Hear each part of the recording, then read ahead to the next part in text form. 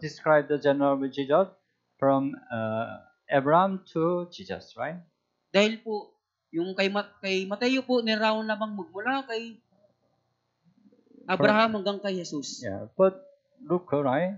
General Jesus, yeah, from Adam to Jesus. Pero sa Lucas po, yung salinlahi mula kay Jesus, kay Adan, magmula patungo kay Jesus. Yeah, because we learn, right? It emphasizes Jesus, who became a man. Dahil binibigyan din po dito na si Jesus na naging tao. So Adam, right? Adam is the first man. Si Adan po yung unang tao. Yeah, that's why the genealogy of Jesus in Luke started from Adam. Kayong salinlahi ni Jesus sa Lucas ay nagmula kay Adan. Yeah. So from now we think about the important lesson which we have to know in the Gospel of Luke. Magmula ngayon, pag-isipan po natin ang mahalagang aral na matutunan natin mula sa Ebanghelyo ni Lucas. We learn, right, chapter 1, verse 3 and 4. It's the purpose of this writing. Natutunan natin sa chapter 1, verse 3 and 4, yung layunin ng pagsulat. You open the Bible again. Buksan niyo pong muli sa inyo pong Biblia. Chapter 1, 3 and 4. Chapter 1, verse 3 hanggang 4. Okay, basahin po natin ng sabay-sabay. Ay minabuti ko naman pagkatapos na siya sa ating mabuti ang lahat ng mga pangyayari buhat sa pasimula na sumulat ng isang maayos na salaysay para sa iyo, kagalang-galang na Teofilo, upang malaman mo ang katiyakan ng mga bagay na itinuro sa iyo. Yeah. The purpose, right? Why Luke wrote this book? Ang layunin kung bakit isinulat ni Lucas ang aklat na ito? To establish even one person in the faith. Upang maitatag kahit ang isang tao sa pananampalataya. Yeah, right. The receiver was Theophilus, right? Yung tatanggap po nito si Teofilo. For one person, right? For Theophilus, he wrote this wrong book. Para sa isang tao, para kay Teofilo, sinulat niya po itong mahabang aklat. Yeah. So, do you know what's the longest Bible among New Testament? Alam niyo po ba kung ano yung pinakamahabang aklat sa Bagong Tipan? Anong Bible? Anong aklat? Anong aklat po? Ha? Ano? Ano po? Ano? Ano po? Huh? Ano? Ano po? New Testament. You don't read the Bible? Di ba kayo nagbabasa ng Biblia? What's the longest Bible? Ano po yung pinakamahabang in New Testament? aklat sa Bagong Tipan? Sa Bagong Tipan po. Ano? Yeah, you know the Matthew has a 28 chapter. Alam po natin yung Mateo, meron siyang 28 chapter. Tama po ba? Tama po? Yeah, it looks the longest. Parang mahaba po ito. But actually, Luke is the longest Bible. Pero sa katunayan, ang Lucas po yung pinakamahabang aklat. Luke, you can say, Luke has a 24 chapter. Masasabi nyo, yung Lucas, 24 chapter lang naman. But if you check, Luke, every chapter of Luke, longer than chapter of Matthew, right? Pero kung titingnan nyo po, yung kada chapter po ng Lucas, mas mahaba po ito sa kada chapter ng Mateo. I'm not sure you try to read Luke this time. Hindi ko alam kung binasa nyo po sa ngayon, yung ang Lucas. When you read the Luke, why too long this chapter? Pag binasa nyo, bakit ang haba ng chapter na ito? Chapter 2 will be short. Sa chapter 2, siguro maiksi na. But still long, right? Pero mahaba pa din. All the chapter long. Lahat ng chapter na ito sa Lucas mahaba. That's why it has the greatest amount in the New Testament. Kaya ito po yung may pinakamahaba sa Bagong Tipan. Anyway, Luke wrote the longest Bible for Theophilus. Gayun pa man, sinulat ni Lucas yung pinakamahabang aklat sa Bagong Tipan para kay Teofilo. Because he wanted to establish one person in the faith. Dahil nais niyang maitatag ang isang tao sa pananampalataya. Even he wrote 2 books, right? Maging sinulat niya po, 2 aklat po, di ba? Luke and Acts, right? Lukas at mga gawa. Yeah, this is the purpose of the writing, right? Ito po yung layunin ng pagsusulat niya. Yeah. So, John chapter 10:3. Yeah. You try to open your Bible. Subukan niyo din pong magbukas po ng inyong Biblia. To save the time, but you can just find by yourself. I will just read it here. Yeah, he called his own sheep by name and lead them out. Tinatawag niya ang kanyang mga tupa sa pangalan at sila'y inihatid papalabas. Yeah, Jesus is the shepherd, right? Shepherd. Si Jesus po, siya po yung pastol. Yeah, and we are sheep. He's a sheep. At tayo po yung kanyang mga tupa. Yeah, Jesus called his own sheep by name. Tinatawag po na Jesus yung kanyang mga tupa sa pangalan. Yeah. In Korean translate, it said he called his own sheep by name individually. Pero sa Korean translate, tinatawag niya yung kanyang mga tupa sa pangalan ng isa-isa. Each one. Bawat isa po. Yeah. Our Lord has interest to each one, right? Yung Panginoon natin, nakatuon po siya sa bawat isa. Yeah. He does not say, all come out. All come to me. Hindi niya sinabi lahat kayo lumapit sa akin. He called us individually, right? Tinatawag niya po tayo ng isa-isa. Colossians chapter 1, 28. Sa Colossians chapter 1, verse 28 po. Buksan mo ang Biblia.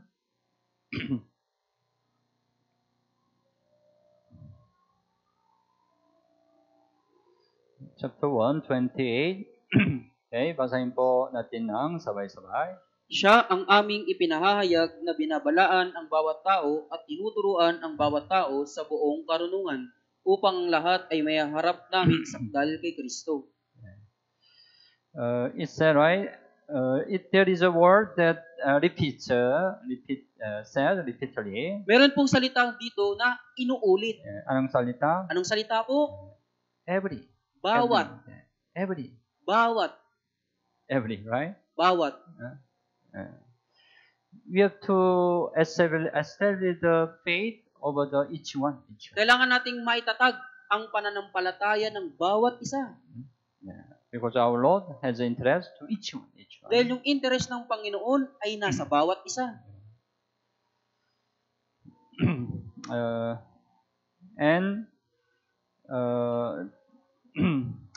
We need to understand the difference between the answer of Zacharias and Mary. At kailangan din nating maintindihan dito yung pagkakaiba ng naging sagot ni Zacarias at ni Maria.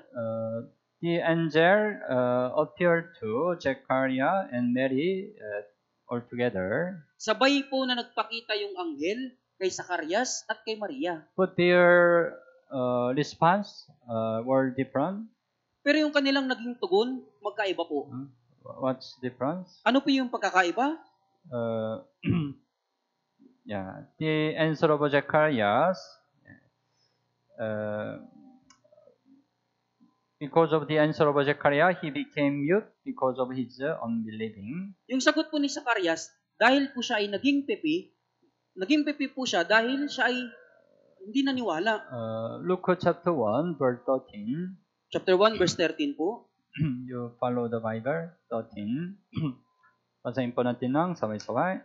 Subalit sinabi sa kanya ng anghel, huwag kang matakot, Zacarias, sapagkat pinakinggan ang panalangin mo at ang asawa mong si Elizabeth ay magsisilang sa iyo ng isang anak na lalaki at tatawagin mo siya sa pangalang Juan. Zechariah and his wife Elizabeth, they didn't have a child. Si Zacarias po yung kanyang asawang si Elizabeth, wala po talaga silang anak. But God promised, your wife Elizabeth will bear you a son. Pero nangako ang Diyos na yung asawa mong si Elizabeth, magsisilang sa iyo ng isang anak na lalaki. So Zecharias didn't believe, right? Pero si Zacarias po hindi naniwala. His answer, verse 18. Sagot niya po sa verse 18. Basahin po natin. Sinabi ni Zacarias sa anghel, paano ko malalamang gayon nga, sapagkat ako ay matanda na at ang aking asawa ay puspusta ng mga araw. It means Oh, it's impossible. Ibig sabihin, Panginoon, imposible na po. I'm already old. Matanda na po My ako. wife is already old. Asawa ko matanda na din po. How is it possible? Paano ito magiging posible? Unbelieving, right? Hindi po siya naniwala. Di ba po? Yeah. That's why in verse 20, basahin po natin ng sabay-sabay. Subalit ngayon, sapagkat hindi ka naniwala sa aking mga salita na magaganap sa kanilang kapanahunan, ikaw ay magiging pipi at di makapagsasalita hanggang sa araw na mangyari ang mga bagay na ito. Yeah, you will be mute, right? Ikaw ay magiging pipi. Di ba po? Yeah, you cannot speak. Hindi ka makapagsasalita. So, is that right? Because you did not believe my word. Ang sinabi po dito, sapagkat hindi ka naniwala sa aking mga salita. Yeah, but what about the answer of Mary? Pero kumusta naman yung sagot po ni Maria? Yeah, she became mother of Jesus because of her faith. Siya ay naging ina ni Jesus dahil sa kanyang pananampalataya. Yeah. Luke chapter 1, 30 and 31. Basahin po natin ng sabay-sabay. Sinabi sa kanya ng anghel, huwag kang matakot, Maria, sapagkat nakatagpo ka ng paglingap sa Diyos, at ngayon, maglilihi ka sa iyong sinapupunan at magkisilang ka ng isang anak na lalaki at tatawagin mo siya sa pangalang Jesus. Yeah. Same way, right? The angel promised you will have a son. Parehong pangako po yung sinabi ng anghel po, di ba? Magkakaroon ka ng anak na lalaki. Right? Same situation, right? Parehong sitwasyon po. But what's her answer? Pero ano po yung kanyang sagot? Yeah, verse 34 also. Basahin po natin ng sabay-sabay. Sinabi ni Maria sa anghel, paanong mangyayari ito? Samantalang ako'y wala pang nakikilalang lalaki. We need to understand, it's not unbelieving. It's not Kaya nating unbelieving. maintindihan, hindi po ito, hindi pagsimpalataya o hindi paniniwala. How can this be? Sinabi po, paanong mangyayari ito? Since I do not know man, Samantalang ako'y wala pang nakikilalang actually lalaki. she is a more difficult situation to believe, right? Sa katunayan, mas mahirap sa kanyang maniwala. Because Zechariah, he already has a wife, Elizabeth. Dahil si Zacarias may asawa na siya, si Elizabeth. That's why they have a relation, right? Kaya meron silang relasyon po. That's why more possibility to have a child, right? Kaya may malaking posibilidad na magkaanak. But this time, Mary never have a relation with a man. Pero sa pagkakataong ito, si Maria, wala siyang anumang relasyon sa lalaki. She was a virgin, right? Siya po isang birhen. It's very difficult to believe, right? Napakahirap para sa kanyang maniwala. But she believed. Pero sumampalataya po She siya. just asked her, how is it? How can it be done? How can it be done? Ang sinabi niya, paano mangyayari ito? Yeah, I want to know how it can be done. Gusto kong malaman paano mangyayari ito. Right? Tama po ba? Verse 38. Verse 38. Confirm. Kinumpirma po ito sa verse 38. Basahin po natin ng sabay-sabay.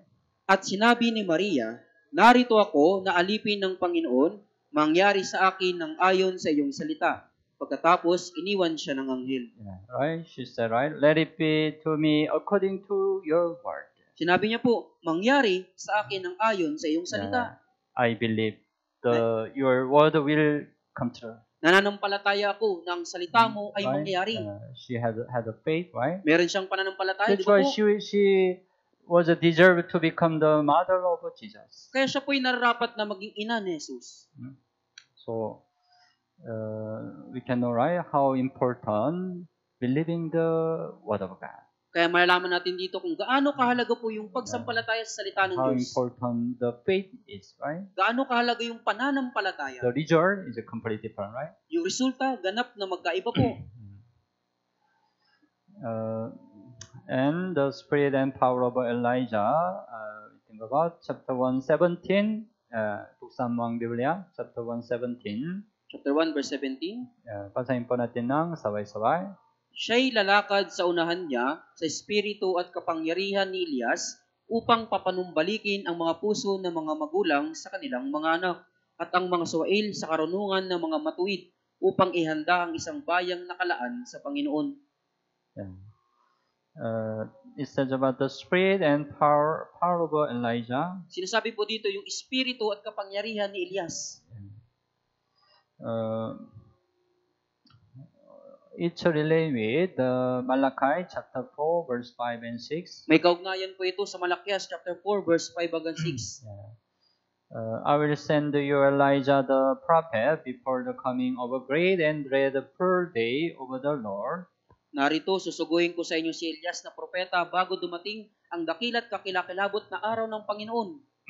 Yeah, so here the great and dreadful day, of the Lord. It says about Jesus, coming over Jesus. Dito po yung dakilat kakilakilabot na araw ng Panginoon. Ito po yung pagdating ni Jesus. Yeah. And Elijah, the prophet Elijah, it symbolized the Baptist John. At si Propeta Elias po, kumakatawan ito. Sumisimbolo kay Juan na tagapagbautismo. Yeah.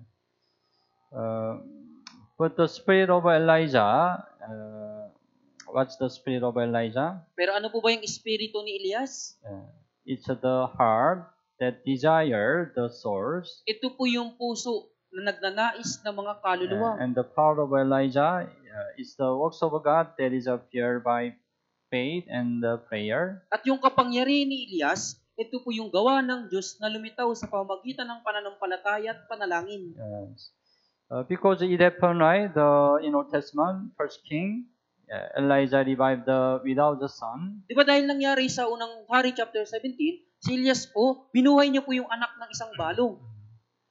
But at that time, Elijah had the eager desire to revive the without son. Pero sa panahon yun, si Elias po, may matindi siyang pagnanais na buhayin yung anak ng balong.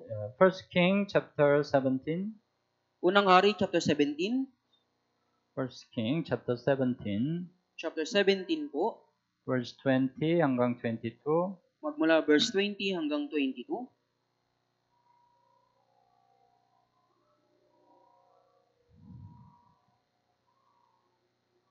(17, 20 hanggang 22). Basahin po natin ng sabay-sabay.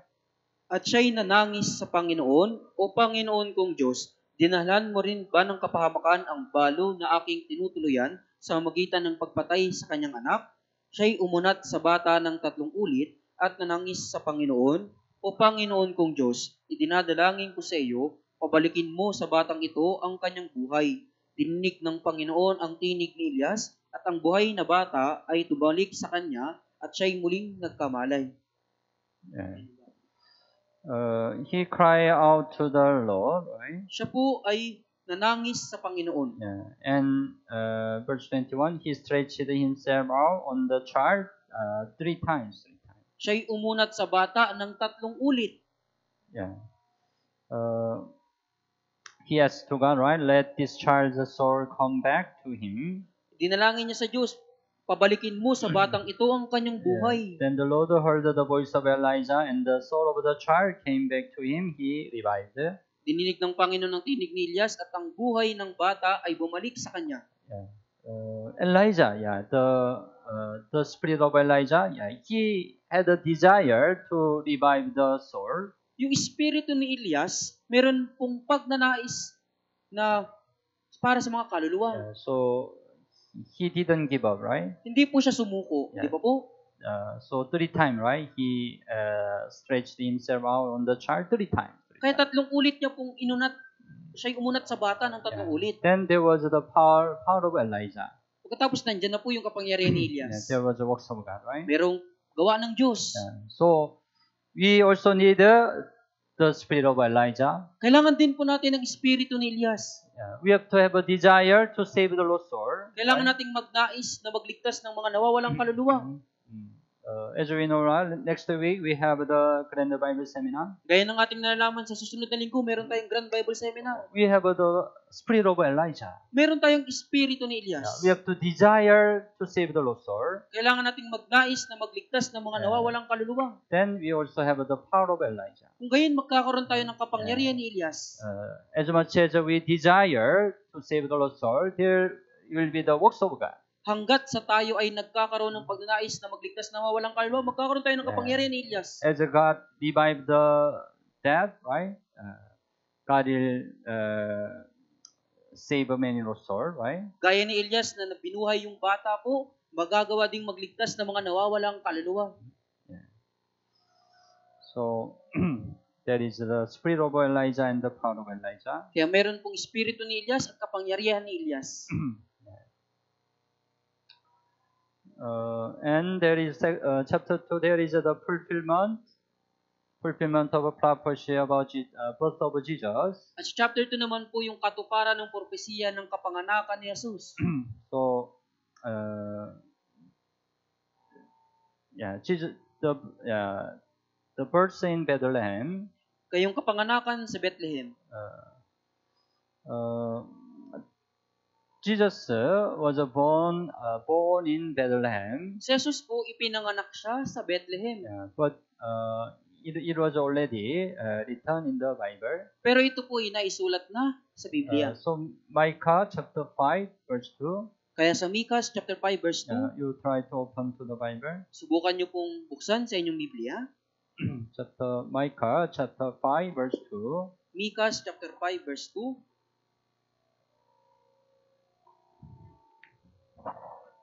Chapter 5 verse 2. Chapter 5 verse 2. Okay, basahin po natin ng sabay-sabay. Ngunit ikaw, O Bethlehem sa Ephrata, na maliit upang mapabilang sa mga angkan ng Juda, mula sa iyo ay lalabas para sa akin ang isa na magiging pinuno sa Israel, na ang pinagmulan ay mula ng una, mula ng walang hanggan. Yeah, it mentioned Bethlehem. Nabanggit po dito yung Bethlehem.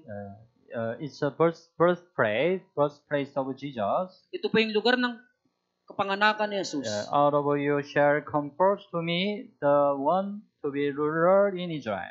Mula sa iyo ay lalabas ang magiging pinuno sa Israel. Who's going forth are from old, from everlasting. Na ang pinagmulan ay mula ng una, mula ng walang hanggan. He's Jesus, right? Siya po si Jesus. It says about Jesus will be born in Bethlehem. Sinasabi po nito na si Jesus ay ipapanganak sa Bethlehem. But it's really surprising, right? Pero mas nakakamangha po ito. God used the decree of Caesar Augustus that all the world should be registered to fulfill the prophecy. Ginamit ng Diyos po yung kautusan ni Cesar Augusto na yung buong daigdig po ay dapat magparehistro upang matupad po yung propesiya. At that time, the Caesar Augustus, he governed also Israel, right? Sa panahon iyon, si Augusto Caesar po, siya rin po yung namumuno sa Israel. That's why he commanded all the people to register in their hometown. Kaya iniutos niya sa lahat ng mga tao po na magpatala sa kanyang bayan. So you know, right, the father of Jesus is Joseph. Pero alam niyo po yung ama ni Jesus, si Jose? At that time, Joseph stayed in Nazareth, Galilee, Nazareth. Sa katunayan, si Jose na malagi po siya doon sa Nazareth sa Israel. Joseph and Mary, they were in originally Nazareth.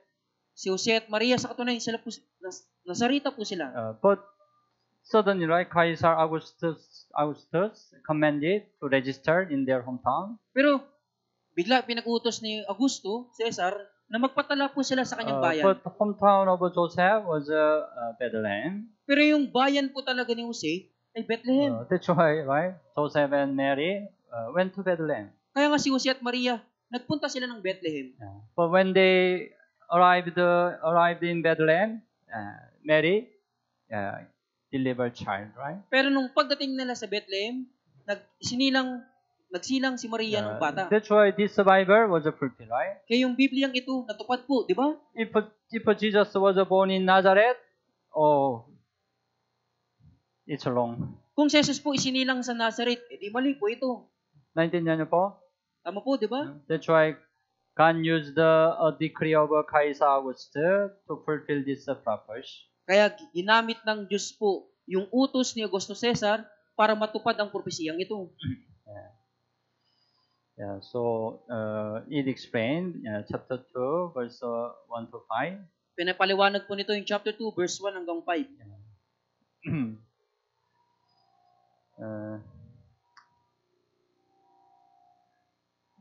You can maybe you can read by yourself. I already explained. And also, Jesus, we know Jesus was born in manger. At malalaman natin na si Jesus isinilang po siya sa isang sabsaban. Luke chapter 2, 6 and 7. 6 Chapter- and 7, basahin po natin ng sabay-sabay. Samantalang sila'y naroroon, dumating ang panahon ng kanyang panganganak, at kanyang isinilang ang kanyang panganay na anak na lalaki. Binalot niya ito ng mga lampin at inihiga sa isang sabsaban, sapagkat walang lugar para sa kanila sa bahay panuluyan. As we learn, right, Joseph and Mary went to Bethlehem. Gaya ng ating natutunan, si Jose at Maria nagpunta sila ng Bethlehem. But because of the commandment of Augustus, many people came to Bethlehem. Pero dahil sa utos ni Augusto, maraming mga tao din po yung nagpunta sa Bethlehem. That's why they couldn't find the room to stay. Kaya hindi sila makakuha ng bahay panuluyan. That's why they had to stay maybe in the cage where the animal stay, right? Kaya marahil nanatili po sila doon sa kulungan ng hayop. But when they stay in cage, she delivered child. Pero habang nanatili siya sa kulungan ng hayop, nanganak po siya. That's why, they had to put Jesus on the manger. Kaya kinailangan nilang ilagay si Jesus sa sabsaban. Naintindihan the situation? Naintindihan po ba? It's also really surprising, right? Sa katunayan, ito po'y kamangha-mangha din. Jesus is God Himself. Si Jesus po mismo ang Diyos. He is the highest Siya one, po yung right? pinakamataas. But why He was born in manger? Pero bakit po siya isinilang sa isang sabsaban? Is there anyone who was born in manger? Meron po ba dito isinilang sa sabsaban? Meron? Nobody, Wala po. right? But the highest one, Jesus, was born in manger. Pero yung pinakamataas na si Jesus, Yeah. isinilang sa sabsaban. The reason, Ang dahilan po, the birth of Jesus showed the humbleness of Jesus. yung kapanganakan ni Jesus, ipinapakita nito yung kababaan ni Jesus. It's the lowest place, right? Ito po yung pinakamababang lugar. Jesus showed example, humbleness. Nagpakita si Jesus ng kababaan, kapakumbabaan. So Philippians chapter 2, Pilipos chapter 2, you open the Bible, buksan niyo po sa inyong Biblia. chapter 2, verse 5 hanggang 8. Chapter 2, verse 5 hanggang 8. Chapter 2, 5 hanggang 8. Basahin po natin ng sabay-sabay. Magkaroon kayo sa inyo ng ganitong pag-iisip na kay Kristo Jesus din naman, na siya, bagamat nasaan nyo ng Diyos, ay hindi niya itinuring na isang bagay na dapat panghawakan ang pagiging kapantay ng Diyos, kundi hinubaran niya ang kanyang sarili at kinuha ang anyong alipin na naging katulad ng tao. At palibasay natagpuan sa anyo ng tao, siya'y nagpakababa sa kanyang sarili at naging masunurin hanggang sa kamatayan, maging sa kamatayan man sa krus. Right, verse 8, He humbled Himself. Sa verse 8, nagpakababa siya sa kanyang sarili. He showed the example of humbleness, right? Pinakita niyo po yung halimbawa ng kapakumbabaan. And the shepherd who watch over their flock received Jesus. At yung mga pastol na nagbabantay sa kanilang kawan po, sila yung tumanggap kay Jesus. Luke chapter 2, Lucas chapter 2, go back. balikan po natin. Chapter 2, verse 8 hanggang 10. Chapter 2, verse 8 hanggang 10. 8 hanggang 10.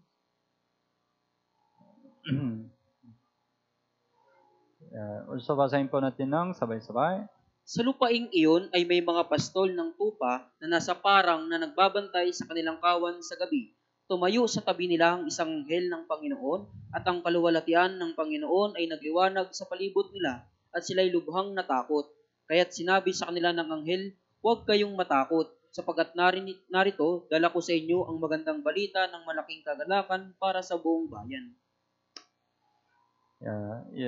We can know that the glory of the Lord came to the shepherd who was humble and was faithful in their life. Kaya makita natin dito yung kaluwalhatian ng Panginoon ay dumating sa mga pastol po na mababa po at naging tapat sa kanilang buhay. At that time, there were many religious leaders in Jerusalem. Sa panahong iyon, napakaraming mga reliyosong pinuno sa Jerusalem. But the shepherd, right? They received Jesus. Pero yung mga pastol, tinanggap nila si Jesus. Because they were humble. Dahil sila po'y mapagkumbaba. Our leader, our Lord will come to the one who is humble. Ang ating Panginoon po, siya ay darating sa mga mapagpakumbaba. We received Jesus, right? Tinanggap po natin si Jesus, di ba po? When we received Jesus. Kailan natin tinanggap si Jesus? When we are humble, right? Nung tayo po'y mababa. When we become humble, we could receive Jesus. Nung tayo naging mapagkumbaba, natanggap natin si Jesus. The Lord will come to the one who is humble. Kaya ang Panginoon ay darating sa mga mapagpakumbaba. And then, right, they were shepherd living out in the field, keeping watch over their flock by night. At yung mga pastol na nasa parang na nagbabantay sa kanilang kawan sa gabi. Nighttime, even nighttime, right? They watch over their flock. Maging sa gabi po, binabantayan nila yung kanilang mga kawan. They were also faithful in their work, right? Tapat din sila sa kanilang gawain, di ba? God allow His blessing to the one who is faithful in their work. Ipapahintulot ng Diyos ang kanyang pagpapala sa mga tapat sa kanyang gawain. So David was also called when he was a shepherd, right? Kaya si David po, tinawag din siya nung siya ay isang pastol. So Awit 70, he also chose David his servant and took him from the sheepfold. Awit 78 verse 70, pinili niya si David na lingkod niya at kanyang kinuha siya mula sa kulungan ng mga tupa. David was also very humble. Si David din po ay napaka And mapagkumbaba. also he was very faithful in his work, right? At siya po ay tapat sa kanyang gawain. That's why God called him. Kaya tinawag siya ng Diyos. And Elisha was called at his workplace. At si Eliseo po ay tinawag sa kanyang lugar na pinagtatrabahuan. So when we are faithful in our position, God will call us. Kapag tapat tayo sa ating posisyon, tatawagin tayo ng Diyos.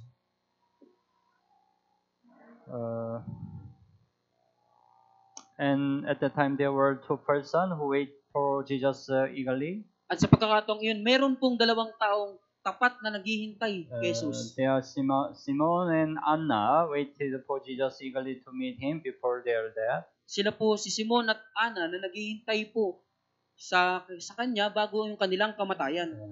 Then God allowed, they can meet Jesus. Pagtapos pinahintulot ng Diyos na makilala nila si Jesus. So Luke chapter 2, 25-26 says about the Simeon. Sa Lucas chapter 2 verse 25-26, binabanggit po dito si Simon. And Luke chapter 2, 36 hanggang 38 says about the Anna. At sa 36 hanggang 38 po, patungkol naman po kay Ana. They could meet Jesus before their death. Bago nagawa nilang makilala si Jesus bago yung kanilang kamatayan. Because they waited for Jesus for a long time, eagerly. Dahil taimtim nilang sabik na hinihintay nila si Jesus sa matagal na panahon. So they received the blessing. Kaya tumanggap po sila ng pagpapala. Now, we need to wait for Jesus who will come again eagerly. Ngayon, kailangan po nating maghintay kay Jesus na sabik na pong dumating. Buksan mo ang Biblia, Hebrew chapter 10. Hebreo chapter 10 po. 37. Verse 37.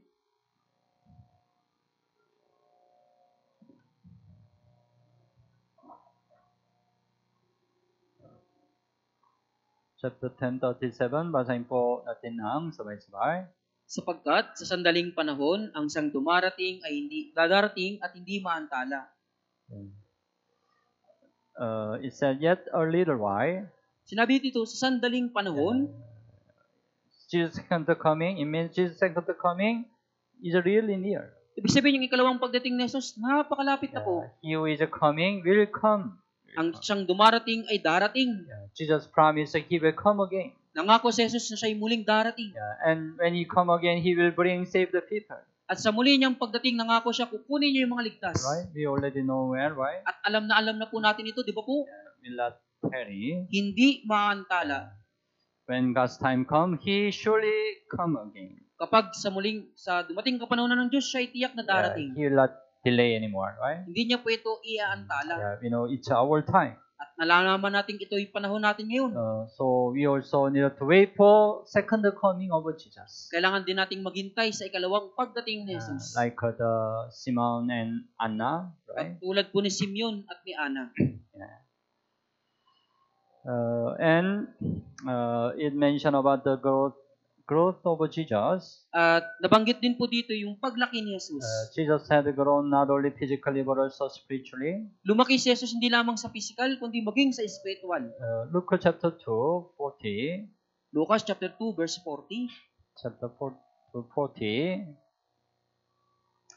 Okay, yan. Basahin po natin ng sabay-sabay. At lumaki ang bata, lumakas, na puno ng karunungan at sumakanya ang biyaya ng Diyos. Yeah, right.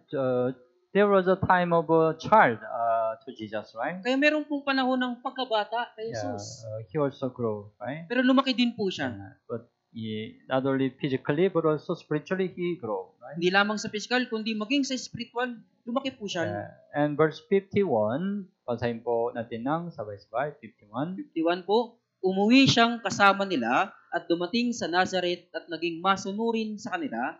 Iningatan ng kanyang ina ang mga bagay na ito sa kanyang puso.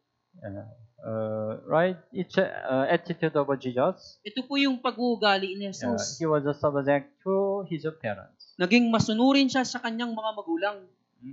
So, children, right? Kaya mga kabataan po, mga You need bata, to obey to parents. mga anak, kailangan natin sumunod sa magulang. Jesus, right, did right? Si Jesus po ginawa po, di ba? He obeyed to his parents when he was young, right? Siya'y sumunod sa kanyang magulang nung siya'y bata pa. And verse 52,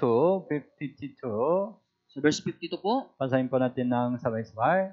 lumago si Jesus sa karunungan, sa pangangatawan, at naging kalugod-lugod sa Diyos at sa mga tao. As he grew, he's in favor with God and man. Habang siya po'y lumalaki, siya'y naging kalugod-lugod sa Diyos at sa mga tao. Right? In favor with not only God, but also man.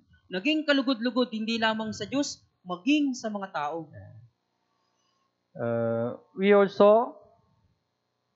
We need to be acceptable to God and also approved by men. Kailangan din po nating maging kalugod-lugod sa Diyos at maging kalugod-lugod sa mga tao. Romans chapter 14, buksan mo Roma. ang Biblia. Romans chapter 14, verse 18. Chapter 14, verse 18 po.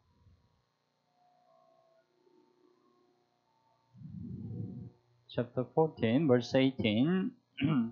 Basahin po natin ng sabay-sabay. Sapagkat ang naglilingkod ng ganito kay Kristo ay kalugod-lugod sa Diyos at tinatanggap ng mga tao. The Bible didn't say, right? He who serves Christ in this thing is acceptable to God only. Hindi lamang sinabi ng Diyos na ang naglilingkod ng ganito kay Kristo ay kalugod-lugod sa Diyos. Hindi lamang yun. But we need to be approved by men. Kundi kailangan din nating maging tinatanggap ng mga tao. Sometimes some Christians have a misunderstanding. Minsan po, may mga Kristiyano, meron silang maling pagkakaunawa. If we are acceptable to God, even we are not acceptable to others, no problem. Kahit na maging, kung tayo ay maging katanggap-tanggap sa Diyos, okay lang kahit hindi tayo maging katanggap-tanggap sa ibang tao. But sometimes it's right, but sometimes it's not right. Minsan tama ito, pero minsan mali po ito. Sometimes, right, we meet the situation, right? Sometimes when we live our Christian life, we cannot be acceptable to others. Minsan po humarap tayo sa ganitong kalagayan. Kapag nabubuhay tayo sa ating Kristiyanong pamumuhay, hindi tayo naging katanggap-tanggap sa mga tao. When we try to continue attend the church. Kapag sinusubukan nating magpatuloy sa pagdalo sa church, We try to preach the gospel. sinusubukan nating ipangaral ang ebanghelyo. Then sometimes, right, the unsaved people cannot understand our Christian life. Tapos, minsan yung ibang mga tao po, hindi nila matanggap yung ating Kristiyanong pamumuhay. Hindi na maintindihan. Tama po ba? Tama po ba? They don't understand you, right, Hindi sometimes. ka nila naiintindihan po minsan, di ba? In that situation, no problem. Sa ganong sitwasyon, wala pong problema. But sometimes it happens. Pero minsan, ito po yung nangyayari. Say the Christian, they don't live a good life. Yung mga ligtas na Kristiyano, hindi sila nabubuhay sa mabuting pamumuhay. even in this world, they don't show good example. Kahit sa sanlibutan ito, hindi sila nagpapakita ng mabuting halimbawa. Their attitude is not good. Yung kanilang pag-uugali, hindi Their maayos. speech is not good. Yung kanilang pananalita, hindi Even maayos. sometimes they deceive other people. Minsan, yung ibang tao, dinadaya pa. Because of this reason, they are not acceptable to the other. Dahil sa mga kadahilanang ito, hindi sila tinatanggap ng ibang tao. It's not right? Hindi po yun tama. Yeah. So, but usually when we are acceptable to God, we can be also acceptable to men. Pero kadalasan po, kapag tayo'y katanggap-tanggap sa Diyos, magiging katanggap-tanggap din tayo sa mga tao. Naintindihan niyo po what I mean? That's why Jesus, right, in favor with God and men. Kasi sinabi ni Jesus po, naging katanggap-tanggap sa Diyos at sa mga tao. We have to be acceptable to God, not only God, but also men. Kaya kailangan natin maging kalugod-lugod sa Diyos, hindi lamang sa Diyos, maging sa mga tao. We need to show goodness to other people also. Kailangan natin magpakita din po ng kabutihan sa ibang mga tao. And we need to understand the baptism by fire. At kailangan din natin maintindihan po yung bautismo sa apoy. What's a baptism by fire? Ano po yung Luke chapter 3:16. Lucas chapter 3 verse 16 po. Chapter 3:16. Basahin po natin ng sabay-sabay. Sumagot si Juan at sinabi sa kanilang lahat, binabautismohan ko kayo ng tubig. Subalit dumarating ang higit na makapangyarihan kaysa akin. Ako'y hindi karapat-dapat magkalag ng panali ng kanyang mga sandalyas. Kayo'y babautismohan niya sa Espiritu at sa apoy. Baptist John testified Jesus, right? Pinatotoo niya bautismo Juan, taga-bautismo ni Juan, si Jesus. Jesus, right? He will baptize you with the Holy Spirit and fire. Babautismohan kayo ni Jesus sa Espiritu Santo at sa apoy. First coming Jesus saves us by the works of the Holy Spirit, right? Yung unang pagdating ni Jesus, iniligtas tayo sa magitan ng gawa ng Espiritu Santo, di ba po? So, when we get the salvation, right, the Holy Spirit comes to us. Kaya nung magkaroon tayo ng kaligtasan, dumating din sa atin ng Espiritu Santo. It is a baptism by Spirit, right? Ito yung bautismo sa Espiritu. Holy Spirit comes to us. So dumating sa atin yung Espiritu Santo. So 1 Corinthians chapter 12:13 says, by one Spirit we are all baptized into one body. Kaya sa unang Korinto chapter 12 verse 13, sapagkat sa magitan ng isang Espiritu, binautismohan tayong lahat sa tungo sa isang katawan. It's the baptism by Spirit. Ito yung bautismo sa Espiritu. It happened when we get the salvation. Nangyari ito nung nagkaroon tayo ng kaligtasan. But second coming of Jesus will judge this world by fire. Pero yung ikalawang darating na Jesus, hahatulan niyo po yung sanlibutan ito sa magitan ng apoy. That's why baptism by fire means the fire judgment. Kaya yung bautismo sa apoy, ibig sabihin bautismo po na yung paghukom sa apoy. So to unsave the people, there is a baptism by fire. Para sa mga taong hindi ligtas, meron pong bautismo sa magitan ng apoy. Verse 17, Luke chapter 3:17. Chapter 3 verse 17 po. 17, basahin po natin ng sabay-sabay. Inisin ng kanyang gikan at tipunin ng trigo sa kanyang kamalig. Subalit susunugin niya ang dayami sa apoy na hindi mapapatay.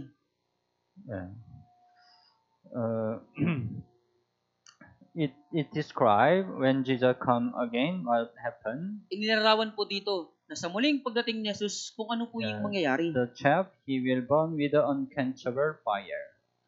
Susunugin niya ang dayami na apoy sa apoy na di mapapatay. It's a fire judgment. Ito yung paghukom sa apoy.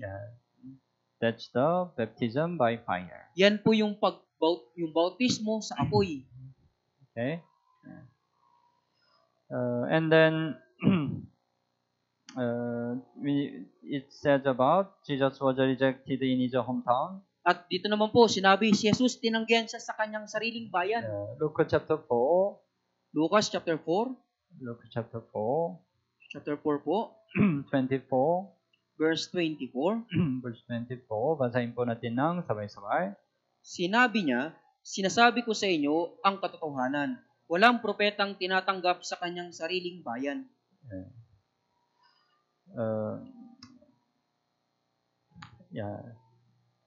Israel rejected, but Gentile accepted. Tinanggay ng Israel, subalit tinanggap ng mga hintil. So especially the hometown of Jesus, many people rejected Jesus. Lalo na po sa bayan ni Jesus, maraming tao po yung tumatanggi kay Jesus. So like Jesus said, right? No prophet is accepted in his own country. Kaya sinabi ni Jesus, walang propetang tinatanggap sa kanyang sariling bayan. In Old Testament, right? Many prophets preach the word of God. Sa Lumang Tipan, maraming propeta yung nangangaral ng salita But ng Diyos. Israelites, repeatedly they rejected, right? Pero yung mga Israelita, paulit-ulit nila itong tinatanggihan. They didn't accept the word of God, right? Hindi nila tinatanggap ang salita ng Diyos. It happened repeatedly. Nangyayari po ito ng It paulit-ulit. happened at the time of Jesus. Nangyari ito sa panahon ni Jesus.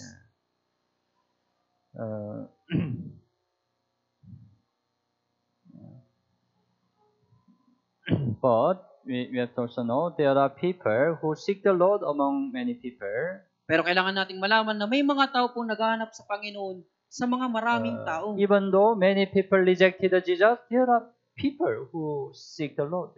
Kahit na maraming tao yung tumanggi kay Jesus, maraming tao pa rin po. May mga tao pa rin naghahanap kay Jesus. Jesus gave the example, right? Kaya nagbigay si Jesus ng halimbawa po. They are the Zarephath woman and Naaman. Siya po yung babaeng Sarepta at si Naaman. Chapter 4, 25. Chapter 4, verse 25. 25 hanggang 27. 25 hanggang 27.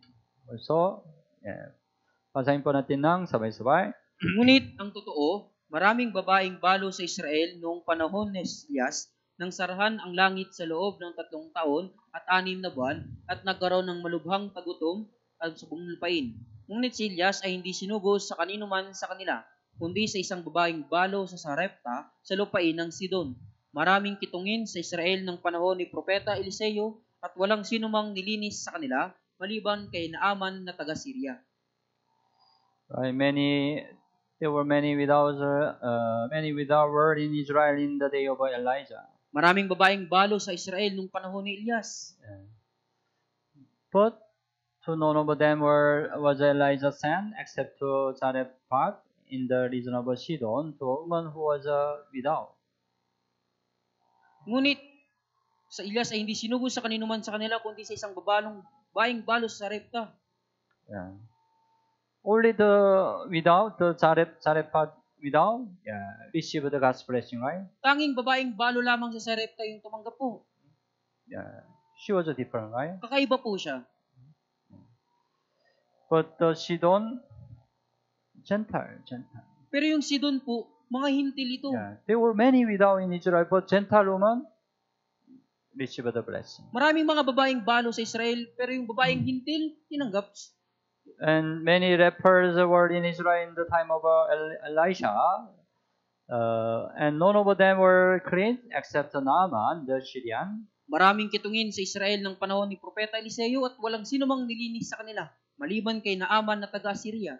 There were many lepers. Napakarami pong kitungin. But only Naaman.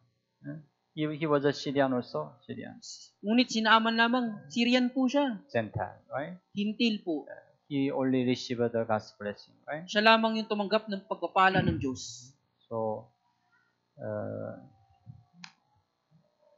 it happened our time, right? Nangyari po ito sa ating panahon, di ba po? Among many people, right, who are not saved, you receive the blessing, right?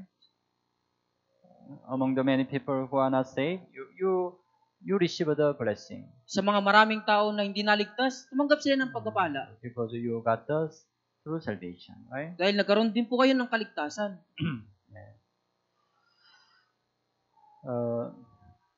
And there is the story, Peter's mother-in-law was healed. At meron din po ditong kwento na yung binan po ni Pedro ay gumaling.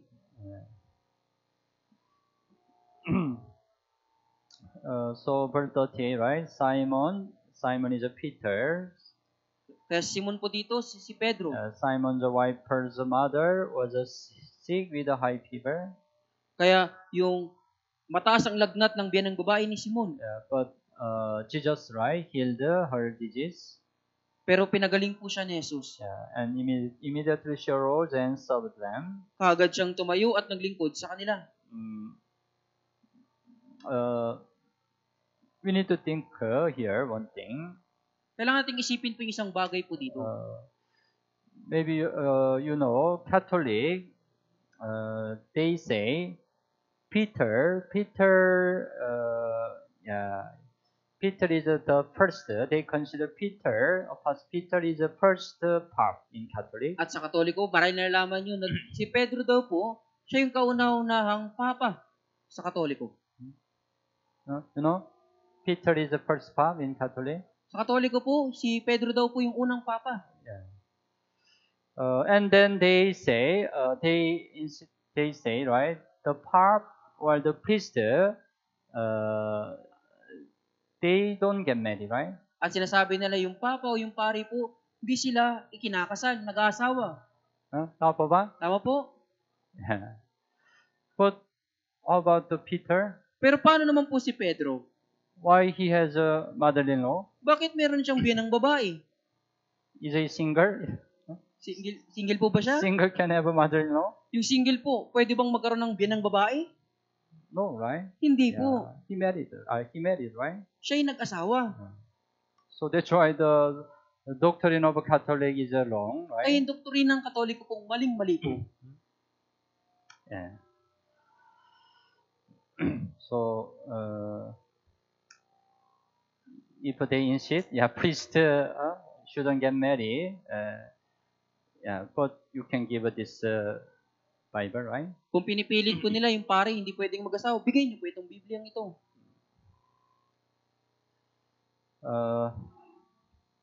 And Peter, who rely on the word of the Lord. At si Pedro po, na nagtiwala sa salita ng Panginoon. Luke chapter 5. Lucas chapter 5. Verse 4 hanggang 6. Mula verse 4 hanggang 6. Verse 4 hanggang 6. So, basahin po natin ng sabay-sabay. Nang matapos na siya sa pagsasalita, ay sinabi niya kay Simon, pumunta ka sa malalim at ihulog ninyo ang inyong mga lambat upang makahuli. Sumagot si Simon, Guro, sa buong magdamag ay nagpakapagod kami at wala kaming nahuli. Subalit dahil sa iyong salita ay ihulog ko ang mga lambat. Nang magawa nila ito, nakahuli sila at napakaraming isda at halos masira ang kanilang mga lambat. Peter, right? Peter, originally he was a fisherman. Si Pedro po, sa katunayan, isa po siyang mangingisda. That's why he knows where how to catch the fish. Kaya alam na alam niya kung paano manghuli ng isda. But Jesus said, verse 4, launch out into the deep and let down your net for catching. Pero sinabi ni Jesus sa kanya sa verse 4, pumunta ka sa malalim, ihulog ninyong inyong mga lambat upang makahuli. As a common idea, the fisherman does not launch out the net in the deep. Kaya sa karaniwang kaisipan po, yung mga isda, hindi sila maghuhulog ng lambat sa malalim. It's not common idea. Hindi po yan yung karaniwang kaisipan. It's more difficult to catch the fish in the deep. Mas mahirap manghuli ng isda sa malalim. But Simon Peter, what's his answer? Pero ano po ba yung naging tugon ni Simon Master, Pedro? we have toiled all night and caught nothing. After it, at your word, I will let down the net. Guro, sa buong magdamag ay nagpakapagod kami at wala kaming nahuli. Subalit dahil sa iyong salita, ihuhulog ko ang mga lambat.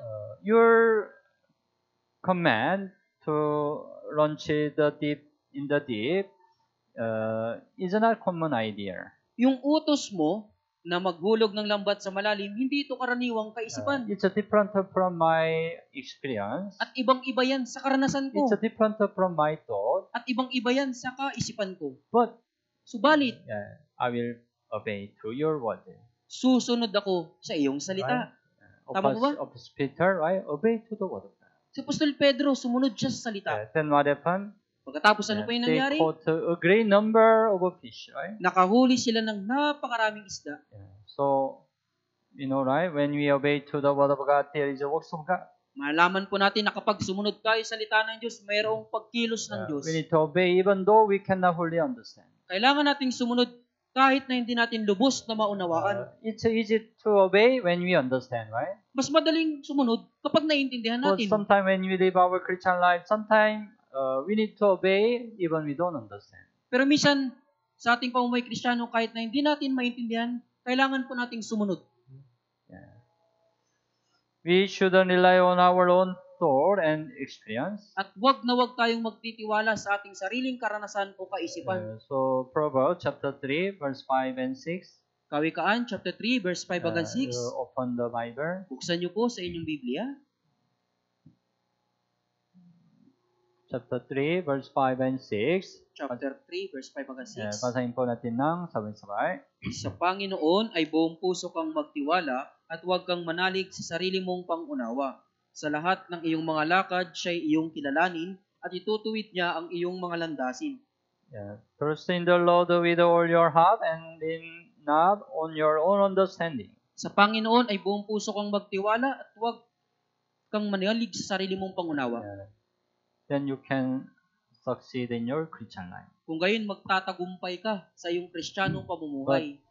But it's not easy, right? Pero hindi po ito madali, tama ba? Because you have lived your life by relying on your own understanding. Dahil nabuhay na po kayo sa inyong buhay na umaasa sa inyong sariling kaisipan. Right? How long have you lived your life by relying on your own understanding? Gaano kahaba na po kayong nabubuhay sa inyong buhay na nagtitiwala sa inyong sariling kaisipan? Very long, right? Napakahaba po, di ba? That's why it's not easy you just to trust in the Lord with all your heart. Kaya hindi po madali para sa inyo na basta lang magtiwala sa Panginoon ng buong puso. But after salvation, you need to learn, you need to practice. Pero pagkatapos ng kaligtasan, kailangan po itong matutunan, kailangan po itong sanayin. Trust in the Lord with all your heart. Sa Panginoon ay buong puso kang magtiwala. Then you will succeed in your Christian life. Kung gayon, magtatagumpay ka sa iyong Kristiyanong pamumuhay.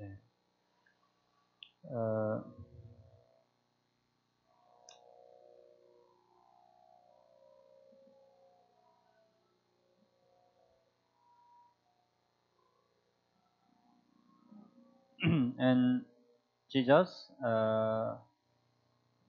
prayed for the will of God. At si Jesus po, nanalangin siya para sa kalooban ng Diyos.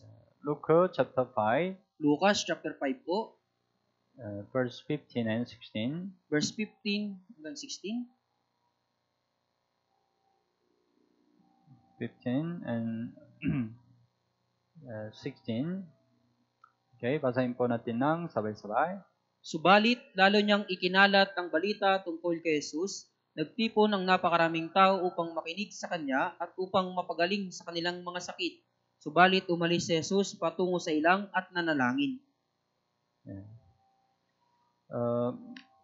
When Jesus came into this world, He healed many diseases, right? Nung dumating po si Jesus sa mundong ito, nagpagaling siya ng maraming sakit, tama ba?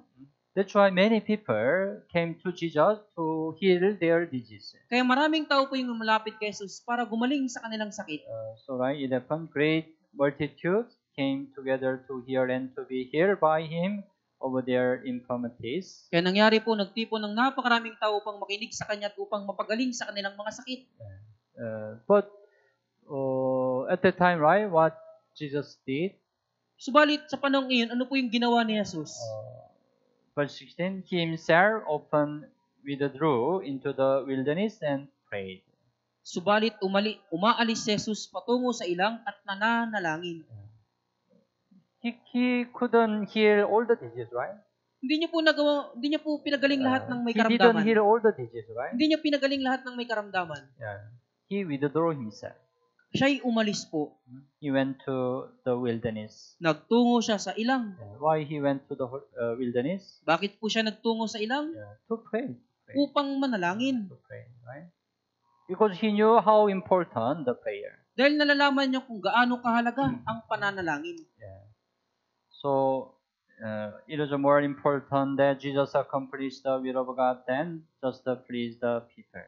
Kaya mas mahalaga para kay Jesus na may sa katuparan ng kalooban ng Diyos kaysa lamang sa mabigyang lugod ang tao. Yeah. So before he died on the cross, right? He more focused on the prayer. Kaya bago siya namatay doon sa krus, higit po siyang nagtuon sa pananalangin. Whole night he focused on the prayer, right? Buong magdamag po siyang nakatuon sa pananalangin To accomplish the will of God, right? para may sa katuparan ng kalooban ng Diyos. And then the religious leaders against Jesus. At yung mga reliyosong pinuno na naging laban kay Jesus. So Luke chapter 6. Lucas chapter 6 po. Luke chapter 6. Verse 7. Sa verse 7. Luke chapter 6 verse 7. So basahin po natin ng sabay-sabay. Ang mga eskriba at ang mga Pariseo ay nagmamatsyag sa kanya kung siya'y magpapagaling sa Sabat upang makita sila ng mabibintang laban sa kanya. Especially the religious leaders, the scribes, and the Pharisees, they wanted to find the accusation against Jesus. Lalo na po yung mga eskriba at mga Pariseo, nais nilang makakita ng maibibintang laban kay Jesus. And verse 11 also, basahin po natin ng sabay-sabay. Subalit sila'y napuno ng matinding galit at pinag-usapan nila kung ano ang maaari nilang gawin kay Jesus. Even they discussed with one another what they might to do Jesus, how to kill Jesus. Pinag-usapan din po nila kung ano po yung gagawin nila laban kay Jesus.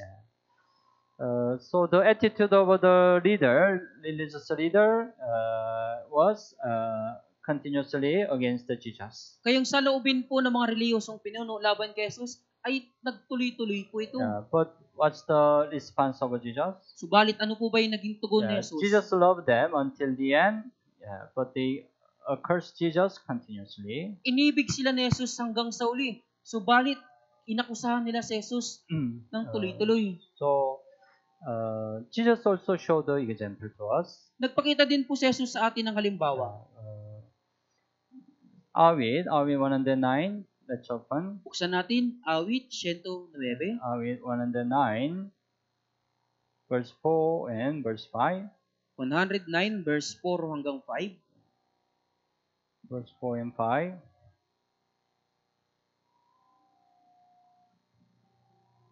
Also, okay, basahin po natin ng sabay-sabay. Kapalit ng aking pag-ibig, sila'y mga taga-usig ko, ngunit ako'y nasa panalangin. Kaya't ginantihan nila ng masama ang kabutihan ko at pagkapuot sa pag-ibig ko. In return for my love, they are my accusers. Kapalit ng aking pag-ibig, sila'y mga taga-usig ko. It happened in our Christian life, right? Nangyayari din po ito sa ating buhay Kristiyano, tama ba? We love them, but they accuse us. Iniibig natin sila, subalit inaakusahan nila tayo. Then what should we do? Kung ganyan, ano po yung dapat nating gawin? But I give myself to prayer. Ngunit, ako'y nasa panalangin. We can just pray for them, right? Manalangin lamang tayo para sa kanila.